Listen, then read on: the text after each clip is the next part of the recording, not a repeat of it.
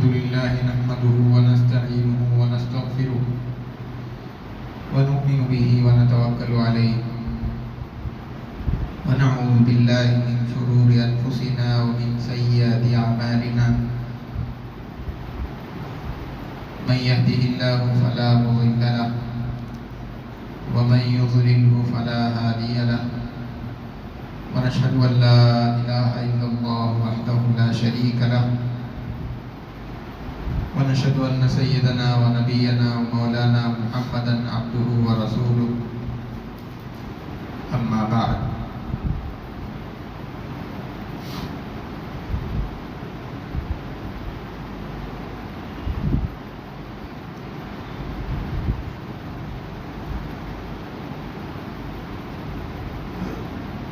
معزز سامعین اکرام،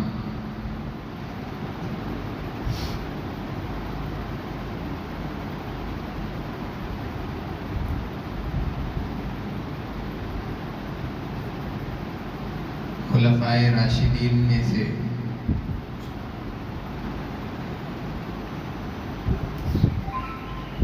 تیسرے خلیفہ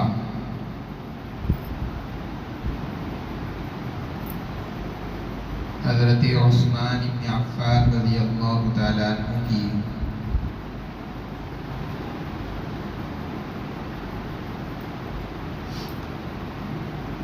اس مہینے میں شہادت واقع ہوئی۔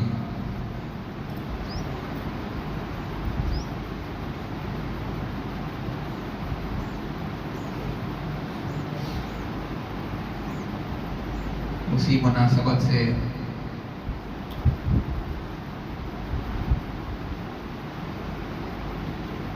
حضرت عثمان رضی اللہ تعالیٰ عنہ کی کچھ دینی خدمات اور ان کے کچھ فضائل آپ حضرات پہ گوش گزار کیے جائیں گے۔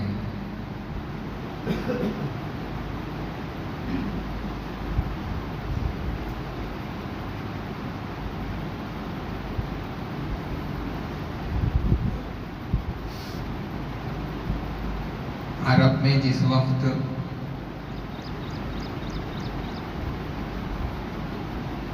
ہاتھیوں والا واقعہ پیش آیا جس کو عام الفیل سے یاد کیا جاتا ہے،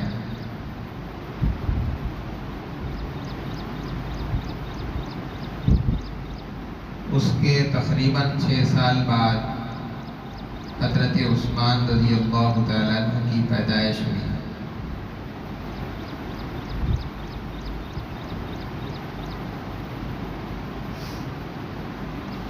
عام الفیل سے مراد وہ سال جس میں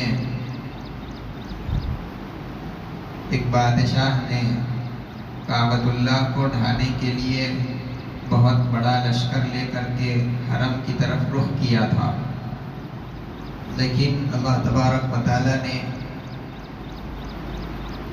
اس کے حرم تک پہنچنے سے پہلے ہی اس کو نیست و نابود کر دیا۔ یہ واقعہ جس سال پیش آیا اس کو عام الفیل کہا جاتا ہے۔ چنانچہ اس واقعے کے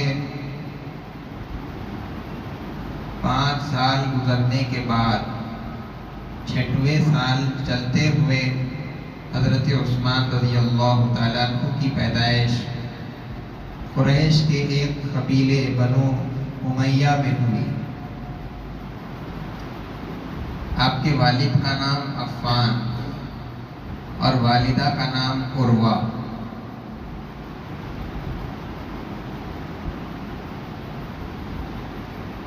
حضرت عثمان رضی اللہ تعالیٰ عنہ کی جو نانی تھی وہ اللہ کے رسول صلی اللہ علیہ وسلم کے والد کی سگی بہن تھی۔ حضور پاک صلی اللہ علیہ وسلم کے والد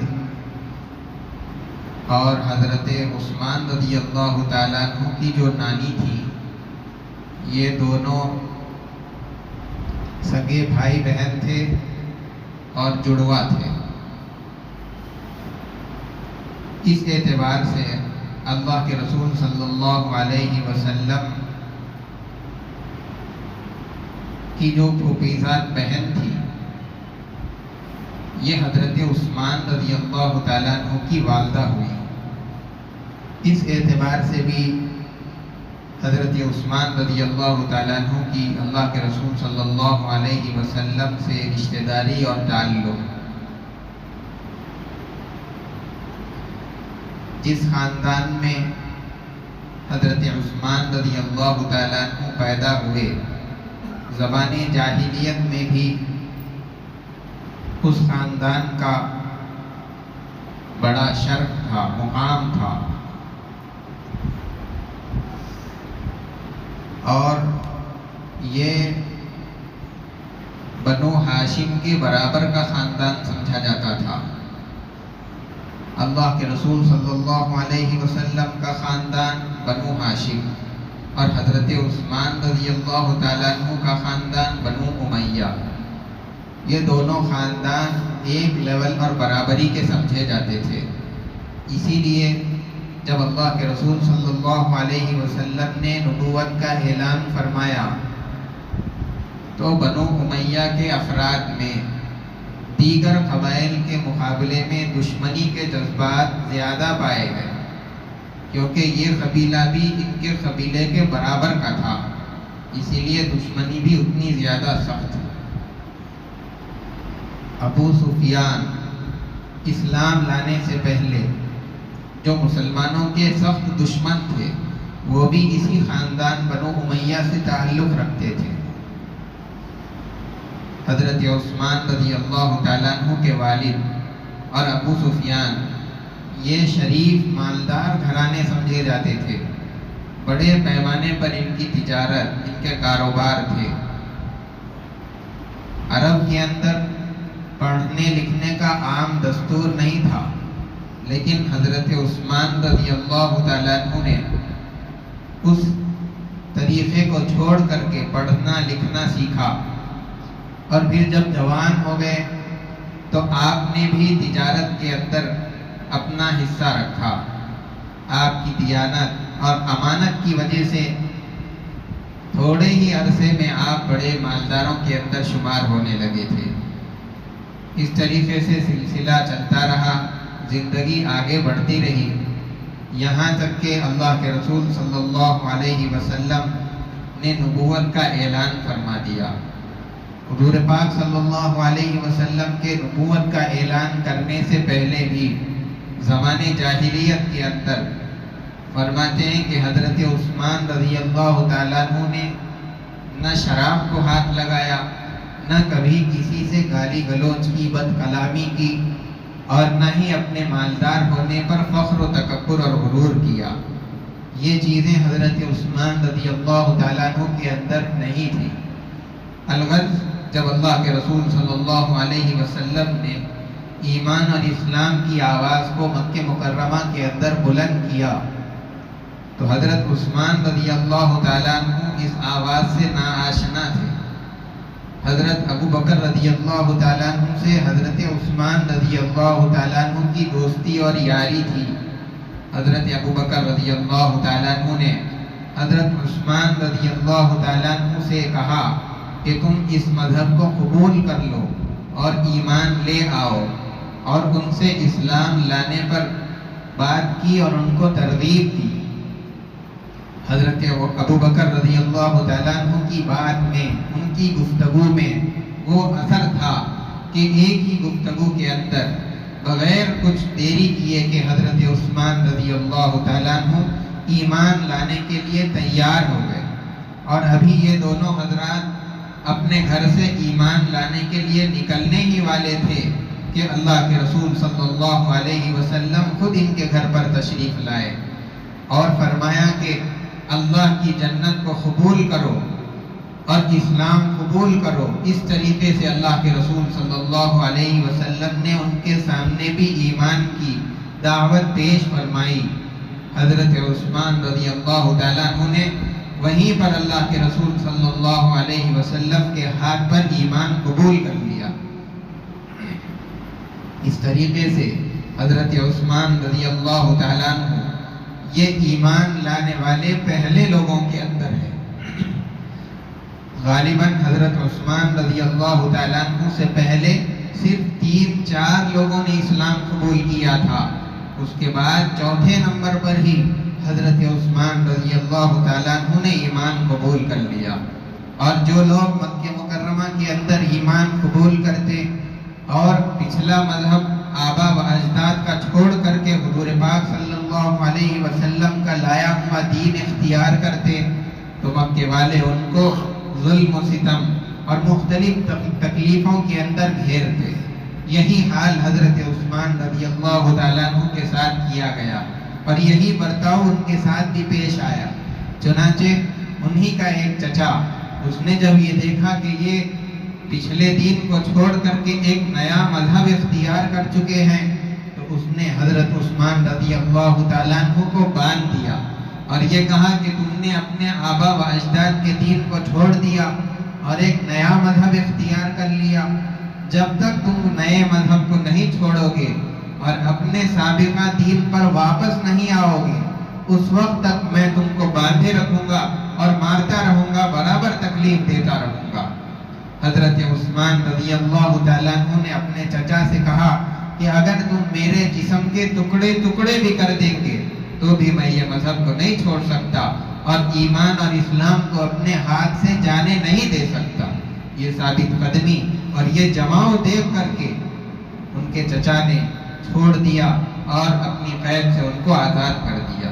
تو بہرحال حضرت عثمان رضی اللہ تعالیٰ عنہ بھی اور دوسرے مسلمان بھی مکہ مکرمہ کے اندر رہتے ہوئے مشرکین کے اور کفار کے ظلم و ستم سہتے رہے، یہاں تک کہ اللہ کے رسول صلی اللہ علیہ وسلم نے مسلمانوں کو حبشہ کی طرف ہجرت کرنے کی اجازت دے دی۔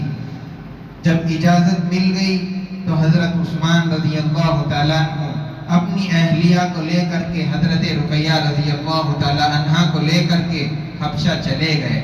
وہاں پر کئی سال رہے۔ پھر جب وہاں ایک خبر پھیلی کہ قریش اور اہل مکہ یہ سب مسلمان ہو گئے ہیں، اگرچہ کہ یہ خبر غلط تھی لیکن جب خبر وہاں پھیلی تو وہاں پر جو مسلمان حبشہ کے اندر آباد تھے انہوں نے یہ سوچ کر کے واپسی کر لی کہ اب وہاں کے لوگ جب مسلمان ہو گئے ہیں وہ ہمارا وطن ہے، ہم واپس اپنے وطن کو چلے جائیں گے۔ یہ سوچ کر کے جب وہ مکہ مکرمہ آئے، یہاں آ کر کے پتا چلا کہ وہ خبر تو جھوٹ تھی، کسی نے جھوٹ اور غلط بات وہاں پر پھیلا دی تھی۔ بعض مسلمان تو باہر ہی سے واپس چلے گئے لیکن بعض لوگ واپس نہ جا کر کے مکہ مکرمہ کے اندر داخل ہوئے۔ حضرت عثمان رضی اللہ تعالیٰ عنہ بھی مکہ مکرمہ کے اندر آ گئے، لیکن جب آئے تو دیکھا کہ حالات چاہتے وقت میں جتنے خراب تھے اب اس سے زیادہ خراب ہو گئے ہیں۔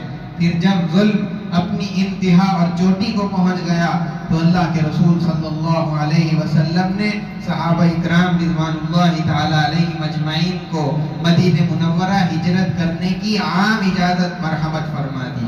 اب صحابہ اکرام رضوان اللہ تعالی علیہ مجمعین ایک ایک کر کے مکہ مکرمہ سے نکل کر مدینہ منورہ جا رہے تھے۔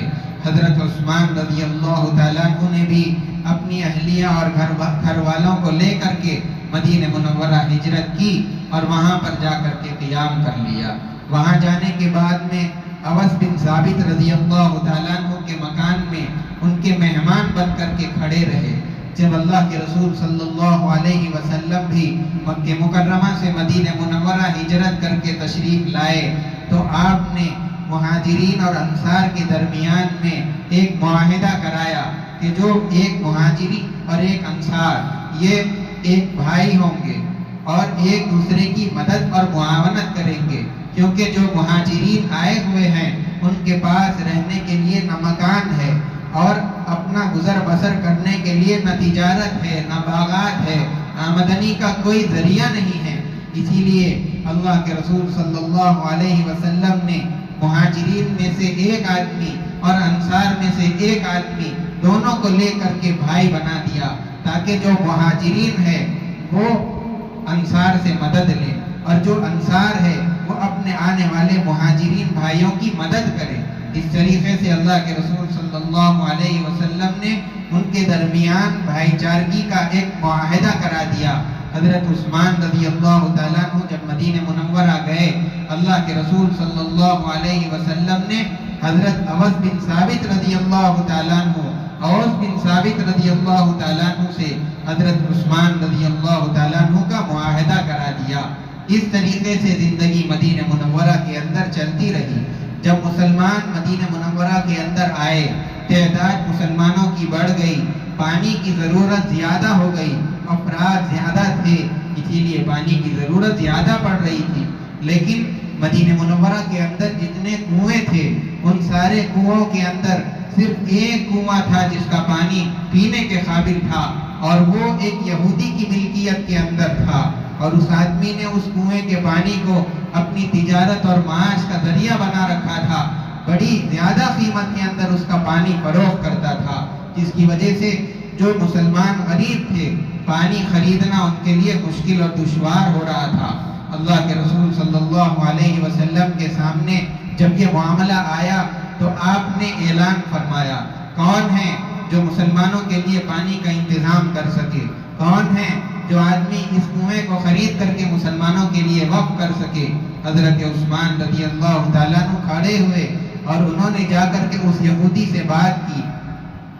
بہت دیر بات کرنے کے بعد اولاً تو اس نے اپنی رضامندی کا اظہار نہیں کیا، تیار نہیں ہو رہا تھا، لیکن بہت کچھ بات کرنے کے بعد میں وہ اس بات پر تیار ہوا کہ میں اس کنویں کا آدھا حصہ آپ کو بیچتا ہوں اور آدھا حصہ میں اس کا مالک رہوں گا۔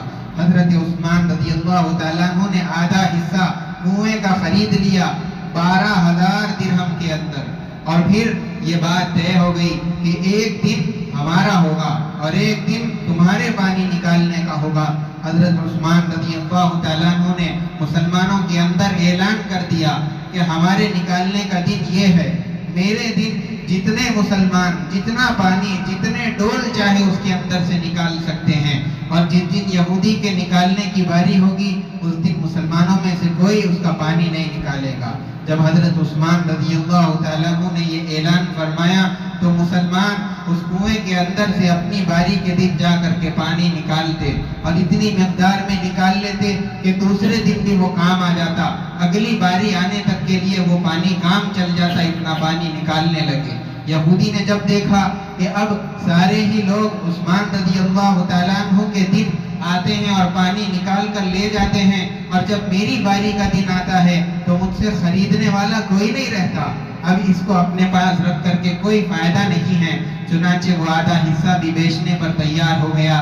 حضرت عثمان رضی اللہ تعالیٰ عنہ نے مزید 8,000 درہم دے کر کے پورا کنواں خرید لیا اور سارا پانی مسلمانوں کے لیے وقف کر دیا۔ تو یہ خدمت حضرت عثمان رضی اللہ تعالیٰ عنہ نے انجام دی۔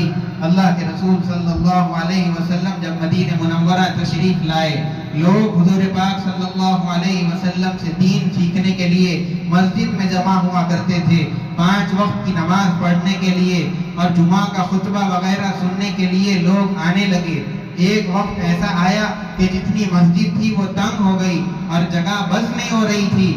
اللہ کے رسول صلی اللہ علیہ وسلم نے لوگوں کے درمیان میں کھڑے ہو کر اعلان فرمایا، کون ہے جو مسجد کے بازو والی زمین کو خریدے اور مسجد کی توسیع کے اندر اس کو شامل کرے، اس کی وجہ سے مسجد بڑی ہو جائے گی، اللہ تبارک و تعالیٰ اس جگہ سے بہتر جگہ تم کو عطا فرمائیں گے۔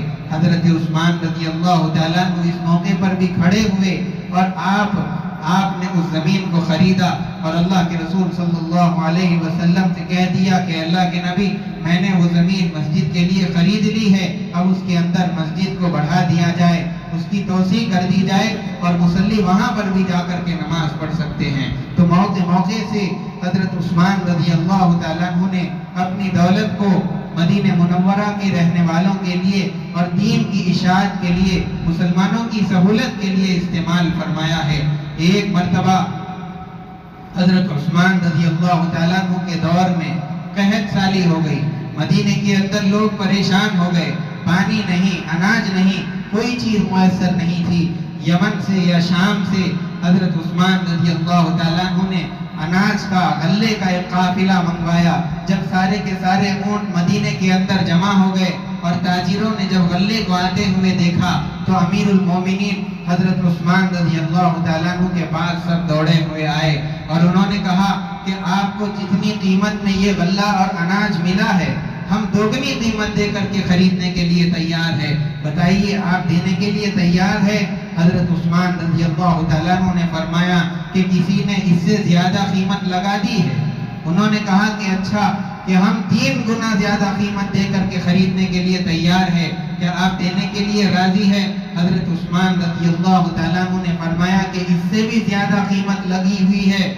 پھر تاجر اپنی قیمت کو بڑھاتے رہے یہاں تک کہ انہوں نے کہا کہ ہم 5 گنا قیمت بڑھا کر کے دینے کے لیے تیار ہے، کیا ابھی آپ اس کے لیے تیار ہے یا نہیں ہے؟ حضرت عثمان رضی اللہ تعالیٰ عنہ نے فرمایا کہ اس سے بھی زیادہ قیمت پہلے کسی نے لگا چکا ہے. تو تاجر بھی پریشان ہو گئے کہ 5 گنا سے زیادہ قیمت کس آدمی نے اور کس ہستی نے لگائی ہے. حضرت عثمان رضی اللہ تعالیٰ عنہ نے فرمایا کہ اللہ تبارک و تعالیٰ نے اعلان کر دیا ہے من جاء بالحسنۃ فلہ 10 امثالها، تو جو ایک نیکی لائے گا اس کو 10 گنا بڑھا کر کے دیں گے. بتاؤ تم میں سے کوئی آدمی 10 گنا قیمت لگا کر یا اس سے بڑھ کر دینے کے لیے تیار ہے؟ تاجر سارے پیچھے ہٹ گئے. اس کے بعد حضرت عثمان رضی اللہ تعالیٰ عنہ کھڑے ہوئے اور فقراء اور مساکین نے اعلان کر دیا کہ یہاں پر غلہ اور اناج رکھا ہوا ہے، آؤ اور جس کو جتنا چاہے اس میں سے لے کر کے جاؤ، تم کو آج کوئی پوچھنے والا نہیں ہے. تو یہ سخاوت، یہ دریا دلی حضرت عثمان رضی اللہ تعالیٰ عنہ کی مدینہ کے فقراء اور مساکین کے ساتھ. ایک مرتبہ اللہ کے رسول صلی اللہ علیہ وسلم کی زندگی میں جب غزوہ تبوک کا موقع تھا، حضرت ابوبکر رضی اللہ تعالیٰ عنہ نے اپنے گھر کا سارا مال اس غزوے کے لیے پیش فرمایا تھا اور حضرت عمر رضی اللہ تعالیٰ عنہ نے اپنے گھر کا آدھا مال پیش کیا تھا.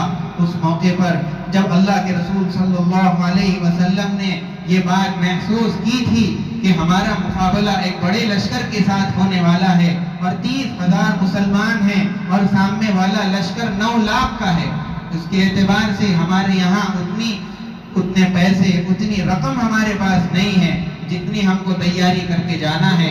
اللہ کے رسول صلی اللہ علیہ وسلم نے مسلمانوں کے اندر عام اعلان مسجد کے اندر فرما دیا. صحابہ اکرام اپنی استطاعت کے مطابق لا کر دیتے رہے لیکن اتنا مال کافی نہیں تھا. حضور پاک صلی اللہ علیہ وسلم کھڑے ہوئے اور آپ نے اعلان فرمایا کہ بتاؤ کون کتنا دینے کے لیے تیار ہے؟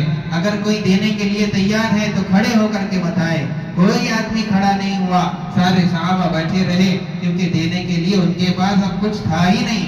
حضرت عثمان رضی اللہ تعالیٰ عنہ کھڑے ہوئے اور انہوں نے کہا کہ میں 200 اونٹ سارے سامان کے ساتھ اناج لدے ہوئے دینے کے لیے تیار ہوں. حضرت نبی رحمت صلی اللہ علیہ وسلم نے فرمایا بیٹھ جاؤ عثمان. پھر آپ نے فرمایا کہ اور دوسرے کوئی بتاؤ. پھر جب حضور نے دوسری مرتبہ کہا کوئی کھڑا نہیں ہوا. پھر حضرت عثمان رضی اللہ تعالیٰ عنہ کھڑے ہوئے، انہوں نے کہا کہ میں اور 300 اونٹ دینے کے لیے تیار ہوں. حضور نے فرمایا کہ بیٹھ جاؤ. پھر آپ نے اعلان فرمایا کہ اور دوسرے کوئی بتاؤ. کوئی کھڑا نہیں ہوا.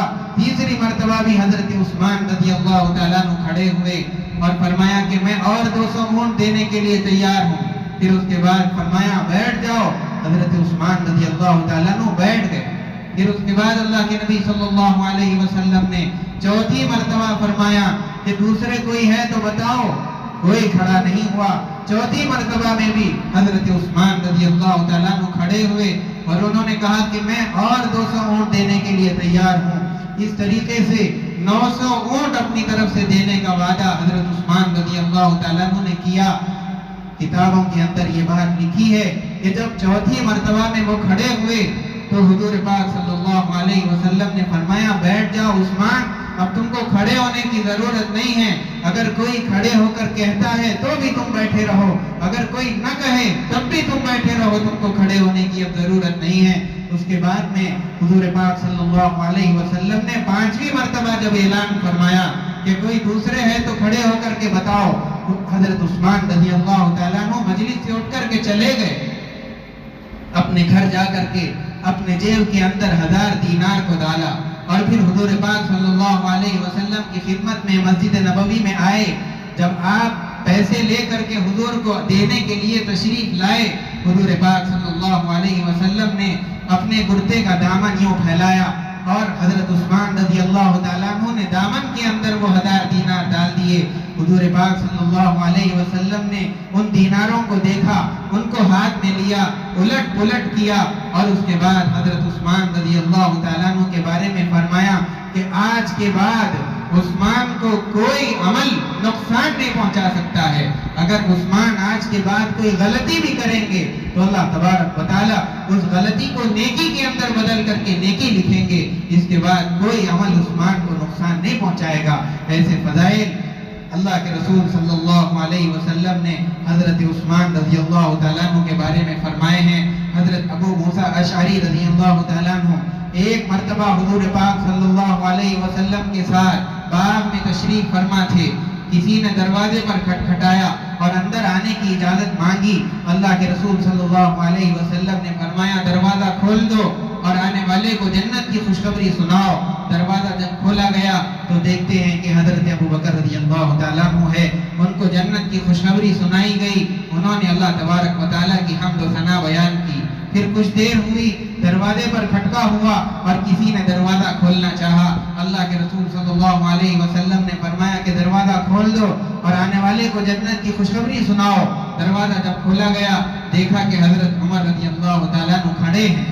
ان کو بھی اندر آنے کی اجازت دی اور پھر ان کو بھی جنت کی خوشخبری سنائی. انہوں نے بھی اللہ تبارک و تعالیٰ کی حمد و ثنا بیان فرمائی. اس کے بعد کچھ دیر ہوئی تھی کہ دروازے پر کسی اور آدمی نے دستک دی اور دروازہ کھلوانا چاہا. تو دروازہ کھولنے پر اللہ کے رسول صلی اللہ علیہ وسلم نے اس آدمی سے کہا کہ اس آدمی کو بھی اندر آنے کی اجازت دے دو اور جنت کی خوشخبری سناؤ، اور پھر ان سے یہ بھی کہہ دینا کہ آگے چل کر کے تم کو ایک آزمائش کے اندر مبتلا کیا جائے گا. دروازہ جب کھولا گیا دیکھتے ہیں کہ حضرت عثمان رضی اللہ تعالیٰ عنہ کھڑے ہوئے ہیں. ان کو بھی جنت کی خوشخبری سنائی گئی. انہوں نے بھی اللہ تبارک و تعالیٰ کی حمد و ثنا بیان کی. پھر اس کے بعد ان سے یہ کہا گیا کہ آپ کو ایک زمانہ ایسا آئے گا کہ آزمائش کے اندر آپ مبتلا کیے جائیں گے. انہوں نے کہا کہ اس وقت میں اللہ ہی سے مدد مانگتا ہوں. تو اللہ کے نبی صلی اللہ علیہ وسلم نے 12 مقامات پر حضرت عثمان رضی اللہ تعالیٰ عنہ کو اور دیگر صحابہ کو بھی جنت کی خوشخبری سنائی ہے. ایک مرتبہ اللہ کے رسول صلی اللہ علیہ وسلم اپنے ان تینوں یاروں کے ساتھ حضرت ابو بکر، حضرت عمر اور حضرت عثمان رضی اللہ عنہ مجمعین کے ساتھ احد پہاڑ پر تشریف فرما تھے. احد پہاڑ خوشی کے مارے ہلنے لگا.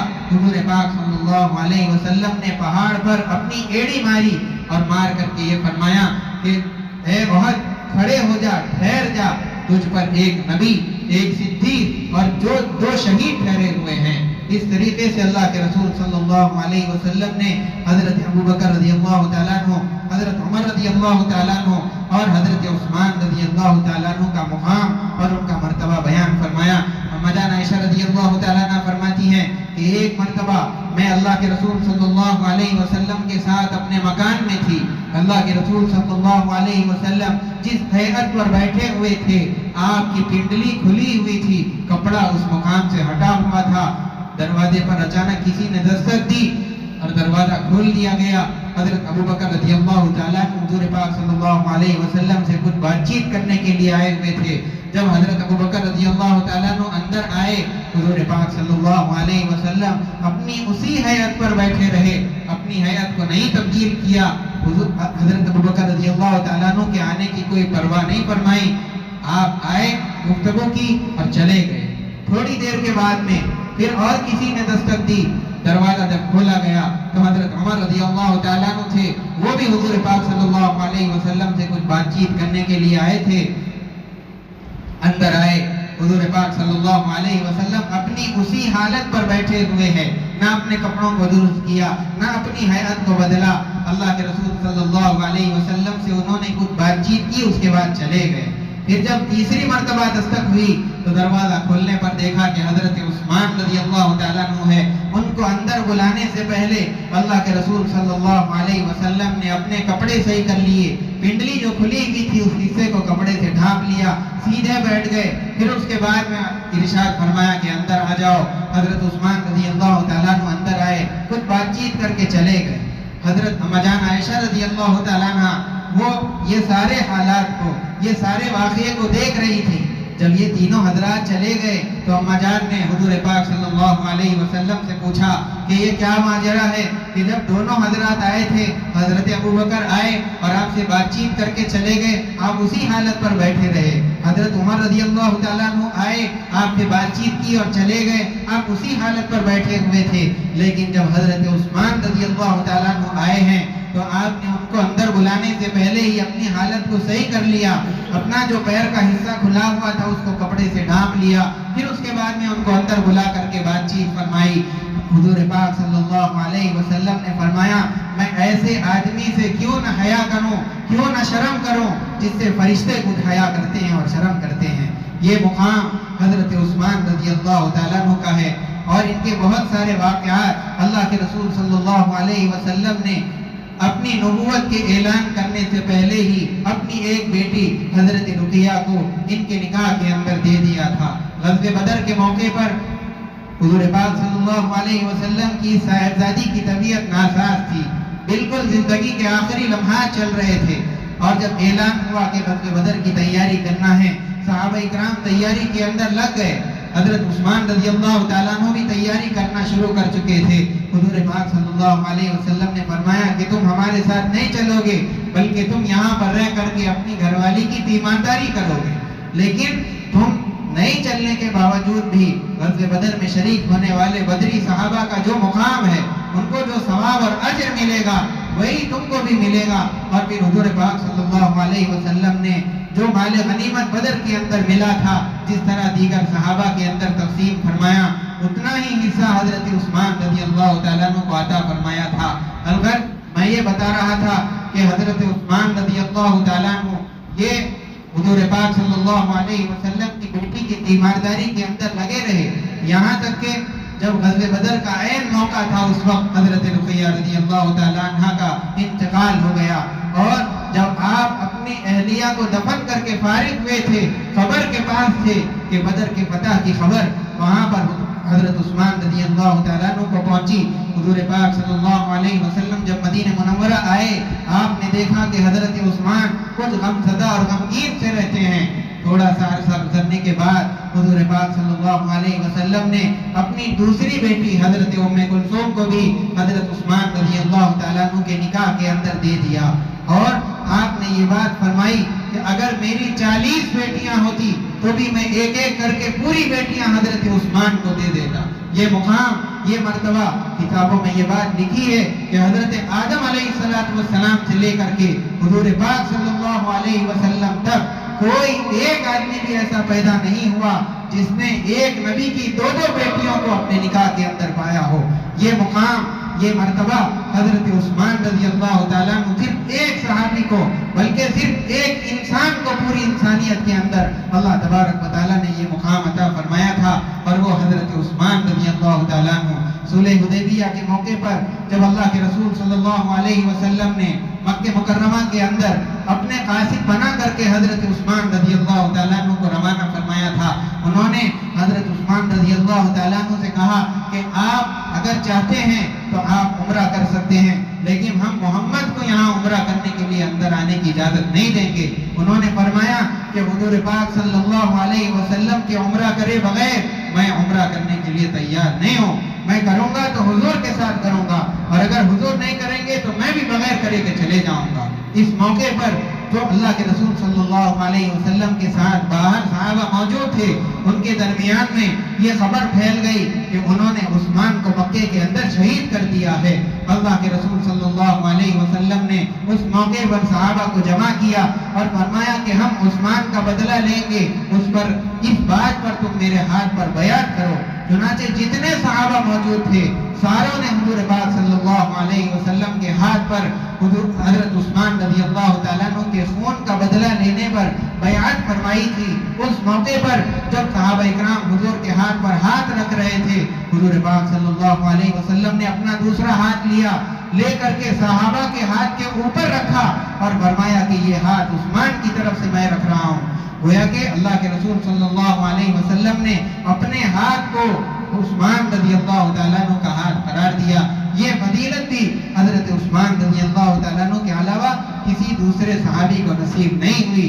حضرت عثمان رضی اللہ تعالیٰ عنہ کے بارے میں اللہ کے رسول صلی اللہ علیہ وسلم نے جو یہ بات فرمائی تھی کہ آخری زمانے کے اندر ان کو فتنے کے اندر مبتلا کیا جائے گا، بہت سارے لوگوں نے کسی علاقے کے ان کے خلاف میں بغاوت کر دی، اور پھر یہاں تک کہ جنہوں نے سارے مدینے والوں کے لیے پانی کا انتظام کیا تھا، کنویں خرید کر کے لوگوں کے لیے پانی کا انتظام کیا تھا، ان کے لیے پانی کو بند کر دیا گیا، پانی ان کے لیے روک دیا گیا۔ کئی دن اس طریقے سے گزر گئے، پھر بالآخر انہوں نے یہ جرأت کی کہ ان کے گھر کے اندر کود کر کے گئے اور تلوار سے حملہ کر کے ان کو شہید کر دیا۔ جس وقت میں ان کو شہید کیا گیا وہ قرآن پاک کی تلاوت کر رہے تھے۔ آج بھی کسی علاقے کے اندر وہ قرآن موجود ہے جس پر حضرت عثمان رضی اللہ تعالیٰ عنہ کے خون کے نشانات پڑے ہوئے ہیں۔ تو اس طریقے سے حضرت عثمان رضی اللہ تعالیٰ عنہ نے 82 سال کی عمر کے اندر 12 سال خلافت کرنے کے بعد شہادت کا مقام اور مرتبہ پایا ہے۔ اللہ تبارک و تعالی ہم تمام کو ان جیسے مقدس ہستیوں کے راستے پر چلنے کی توفیق عطا فرمائے، سیدھی راہ ہمارے لیے آسان فرمائے اور اس پر چلنا ہم سب کے لیے سہل کرے۔ وصلی اللہ وسلم علی سیدنا محمد وعلی آلہ واصحابہ اجمعین، وآخر دعوانا الحمدللہ رب العالمین۔ جو حضرات سنت نہیں پڑھے سنت پڑھ لیجیے۔